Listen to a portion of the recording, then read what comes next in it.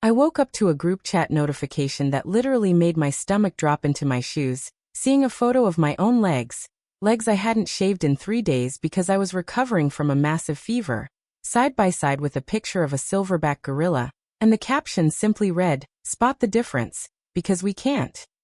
Imagine sitting in a crowded cafeteria, feeling the burn of 100 eyes on you, knowing that every person in that room has just seen a zoomed-in, high-definition mockery of your most private insecurity. It wasn't just a joke. It was a coordinated strike designed to humiliate me into non-existence.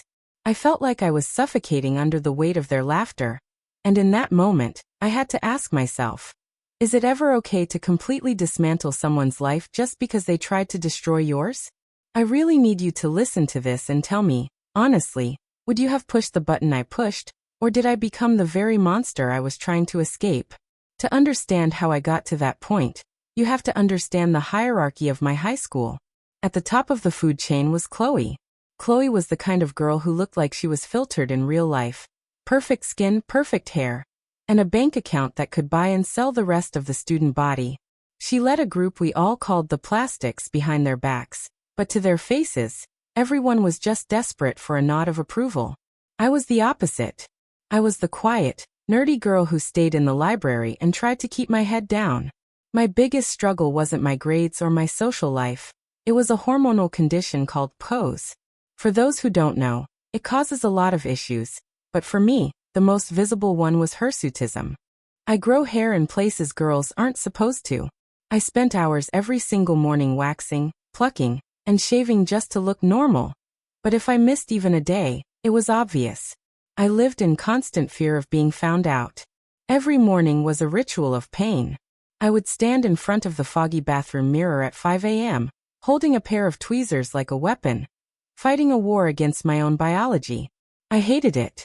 I hated the stubble, I hated the redness, and most of all, I hated the feeling that I was a secret that needed to be kept. My father used to tell me that beauty comes from within, but in a high school hallway, beauty is measured in how smooth your skin is under the fluorescent lights. I felt like a broken machine, constantly trying to fix parts of myself that shouldn't have been wrong in the first place. I remember the first time I noticed a stray hair on my chin when I was only 12. I cried for 3 days. My mother tried to explain that it was just a medical thing, that we could manage it with doctors and treatments, but a 12-year-old girl doesn't want management. She wants to be like the girls on the covers of the magazines, smooth, effortless, and perfect. I spent my entire adolescence hiding. I never went to pool parties. I never wore tank tops. I was a ghost in my own life, all because I was terrified that someone like Chloe would find the real me. It was a humid Tuesday when the nightmare began. I had been out of school for a week with a brutal flu, and honestly, grooming was the last thing on my mind while I was shivering under 3 blankets and fighting a 102-degree fever. When I finally dragged myself back to class, I was still a bit foggy, my skin was pale, and I was exhausted. I was wearing a long, flowy skirt, thinking I was safe. But as I sat down in the library to catch up on missed assignments, I tucked one leg under me. I didn't notice that my skirt had ridden up just enough to expose my calf. I didn't notice that Chloe and her right-hand girl, Sarah, were sitting at the table directly behind me. The silence of the library was punctured by a muffled gasp and then the distinct, sharp click of a smartphone camera. I froze. My blood ran cold, and the hair on the back of my neck stood up. Not because of the pose, but because of pure, unadulterated dread. I adjusted my skirt immediately, my heart hammering against my ribs like a trapped bird. But the damage was already done. I saw them whispering. I saw Chloe's eyes darting from her phone screen to me, a smirk playing on her lips that I can only describe as predatory. She wasn't just laughing. She was calculating how much damage she could do with that one single image. The social media storm didn't just happen. It was a Category 5 hurricane. By the time I reached my locker after that library session, my phone was buzzing so hard it felt like it was going to explode in my pocket. It wasn't just a few people sharing a photo. It was a viral event within the school. They had edited the photo with filters to make the hair look thicker, darker, and more animalistic. The comments were a cesspool of human cruelty. "Is this a deleted scene from Planet of the Apes?" one boy commented. Does she use a razor or a lawnmower? Asked another. I felt exposed, naked. Even though I was fully clothed. I spent the next 4 periods hiding in the back of classrooms, keeping my head down, feeling the hot prickle of tears behind my eyelids. Every time someone laughed at the back of the room, I knew it was about me. Every time a group of girls whispered as I passed, I felt like a knife was being twisted in my gut. I tried to go to the school counselor, but when I saw her door was closed, I just kept walking. What was she going to do? Tell them to stop? You can't put fire back in a box once it started burning. I went home that day and told my mom everything. She wanted to call the school. She wanted to scream at the principal, but I told her no. I knew how the school system worked. They would give Chloe a warning. She would cry some fake tears about not knowing it was a medical condition. And then she would double down on me for being a snitch. No, I needed something bigger. I spent the next 3 days in my room, but I wasn't crying anymore. I was working. I started looking into Chloe, and I mean really looking. I became a digital detective, scouring through every corner of the internet. I started by looking through old yearbooks from the middle school Chloe attended before she moved to our district. It turns out, Chloe wasn't always the golden girl. I found a girl who had moved away to another state. A girl named Mia who had been Chloe's best friend, until she suddenly vanished from the social scene. I tracked Mia down on Discord. At first, she didn't want to talk. She was scared. But when I sent her the screenshot of what Chloe had done to me, the floodgates opened. Mia told me everything. Chloe had systematically ruined her life by starting a rumor that Mia was stealing clothes from the gym lockers. It was a lie, but it worked. Mia's family had to move because the bullying got so bad, she tried to end her own life. This wasn't just a mean girl phase. This was a pattern of sociopathic behavior.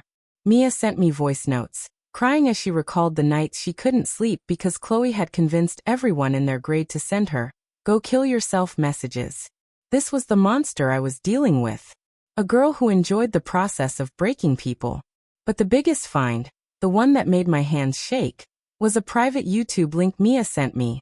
It was a video from a burn book style party they had in 8th grade. In the video, a very drunk and very arrogant Chloe was caught on camera launching into a vile, racist, and bigoted tirade against a former classmate who had a disability. She used slurs that would make your skin crawl. She laughed about how she had tricked the girl into drinking something disgusting. It was evidence of a hate crime, and it was right there on my screen. This video was the nuclear option. But I didn't stop there. I started digging into her family's lifestyle. They lived in a mansion that seemed too big for an accountant's salary. I spent nights on public record sites, looking at tax liens and property records. I found out her father was currently managing the HOA funds for several wealthy neighborhoods in our area. There were massive administrative fees that didn't add up. I'm talking hundreds of thousands of dollars disappearing into shell companies. I wasn't just looking at a bully anymore. I was looking at a family of predators who were literally stealing from their neighbors to fund Chloe's designer handbags. I cross-referenced the dates of the luxury vacations Chloe posted on Instagram with the dates of the large withdrawals from the HOA accounts. The timeline was perfect. It was a confession written in Gucci shoes and private jet selfies. The more I dug, the more I realized that Chloe's entire world was a house of cards built on the misery of others. I found emails, don't ask how, that linked her father to offshore accounts. I found evidence that Chloe had been using her father's stolen money to buy likes and followers on her social media accounts to maintain her influencer status. The hypocrisy was staggering. She was mocking me for a medical condition I couldn't control, while her entire life was a fraudulent construction. I prepared a digital dossier. I had the racist video, the financial documents, the history of her bullying Mia, and the screenshots of the Lakeside Zoo account which I had traced back to Chloe's own IP address using a simple tracker link I'd sent her as a secret admirer. I had a spreadsheet of every victim she had ever targeted, every lie she had ever told, and every dollar her father had ever stolen. I felt like a ghost, haunting her life before she even knew she was dead. So that's where I stood. I had the power to flip the switch and turn the entire school, the school board, and the actual police against her.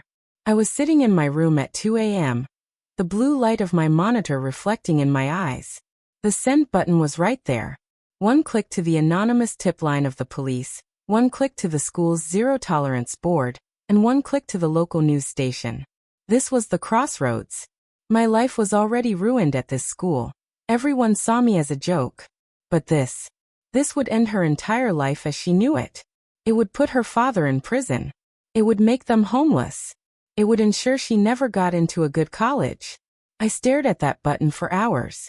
I thought about the girl she bullied in 8th grade. I thought about Mia. I thought about the families whose life savings her father had drained. And then I thought about that razor taped to my locker. Before I tell you what happened when I finally took my seat at the table of revenge and watched the world burn, I want you to pause.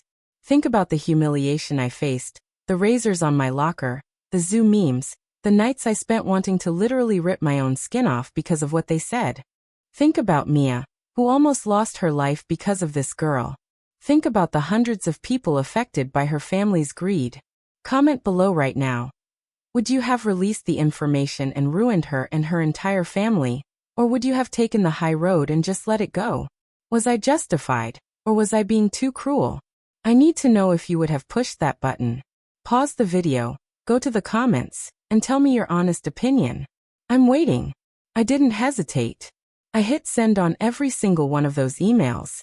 The next morning was like something out of a high-stakes thriller. I walked into school, and the atmosphere was electric, but it wasn't the usual buzz. There were 2 news trucks parked near the visitor entrance. As I walked through the front doors, I saw the school's resource officer and 2 detectives walking toward the principal's office. About 10 minutes into first period, a voice came over the intercom. Chloe Miller, please report to the main office immediately. Bring all of your belongings. The entire class went silent. Chloe stood up, looking confused and slightly annoyed, still acting like she owned the place. She didn't know it was the last time she'd ever walked those halls as a student. She didn't know that at that exact moment, the police were at her house with a search warrant, hauling out boxes of her father's files. By lunch, the video had leaked. I don't know how, maybe Mia had sent it to others, or maybe one of the plastics had found it, but Chloe's racist tirade was playing on every single phone in the cafeteria. The same people who had laughed at my legs were now staring at their screens in absolute disgust. The shift was instantaneous. When the news broke that her father had been taken away in handcuffs from his office for embezzlement, the school went into a frenzy. It turns out some of the teachers lived in the neighborhoods he had been robbing. Their own retirement funds had been affected. The protection she had, the golden girl status, evaporated in a matter of seconds. I watched her best friends delete their photos with her in real time. It was like she was being erased from existence while still standing in the room. I walked into the cafeteria, and for the first time in weeks, no one laughed. No one called me a gorilla. Instead, they looked at me with a new kind of fear. A respect born out of the realization that the quiet girl had teeth. Sarah, Chloe's best friend, literally ran up to me in tears, begging me to believe she had nothing to do with it. She tried to show me her phone to prove she had deleted the photo of me. I just looked at her and said, "It doesn't matter what you delete now. We all know who you are." I watched as Chloe's locker was cleaned out by the janitor. Her designer gym bag, her expensive sneakers, they all looked like trash now. The news report that evening showed her father being shoved into a police car, his face covered by his jacket. The headline read, "Local accountant arrested in multi-million-dollar HOA fraud." The aftermath was brutal and satisfyingly long. Chloe was expelled within 24 hours. The school board couldn't have her on campus with that video circulating. Her father's assets were frozen, their house was foreclosed on, and they had to move away under the cover of night because the local community was so furious about the stolen money. She lost her college scholarships, her friends, and her reputation. She went from being the queen of the school to a social pariah, whose name was synonymous with hate and theft. I heard she tried to enroll in a school 2 towns over, but the video followed her. In the age of the internet, there is no such thing as a fresh start for a monster. Every time she tries to start over, someone finds the video, someone finds the news articles about her father, and she is cast out again. As for me, the pose didn't go away, but my shame did. I realized that my body hair was just hair. But Chloe's character was a deep-seated rot. I started a support group at school for girls with hormonal issues, and to my surprise, dozens of girls showed up. We talked about the pressure to be perfect and the cruelty of people who use those pressures to hurt others. I spent my senior year finally being me. I wore what I wanted. I stopped hiding. And when I walked across that stage at graduation, I didn't feel like a victim. I felt like a survivor who had cleared the path for everyone else. I received a letter from Mia a few months ago. She's doing better now, and she thanked me for finally giving her the justice she never thought she'd see. That meant more to me than any apology from Chloe ever could. My story isn't just about a girl with hairy legs. It's about what happens when you decide that you won't be a victim anymore. It's about taking the power back from people who don't deserve it. Looking back, some people tell me I went too far. They say I shouldn't have targeted her father, that it wasn't his fault his daughter was a bully. But I see it differently. They were a unit built on the exploitation of others. The father's greed fueled Chloe's arrogance, and Chloe's arrogance protected the father's secrets. I didn't create the evidence, I just stopped hiding it. I learned that bullies only have power because we let them keep our secrets. When you take away their secrets, they have nothing left but their own reflections in a very broken mirror. I don't regret what I did for a single second. She tried to take my dignity, so I took her kingdom. It's a harsh lesson. But some people only learn when they're standing in the wreckage of their own making. I'm in university now studying law. I want to spend my life making sure that people like Chloe's father don't get away with it, and people like Chloe learn that their actions have permanent consequences. I've even started speaking at seminars about cyberbullying and medical stigma. I show people that photo of my legs, the one Chloe used to try and destroy me, and I tell them, this is what strength looks like. This is what not being ashamed looks like. If you think I did the right thing by standing up for myself and exposing the truth, make sure to like this video. We need to show these bullies that they can't win. Subscribe to the channel for more stories of justice and personal growth. And please, share your final thoughts on this whole mess in the comments section. Did she deserve to lose everything, or was I too cold? Did the father's crimes justify me dragging their whole family down, or should I have just focused on Chloe? I'll be reading your responses. Your support means everything to me and helps me keep sharing these stories of resilience. I'll see you all in the next story.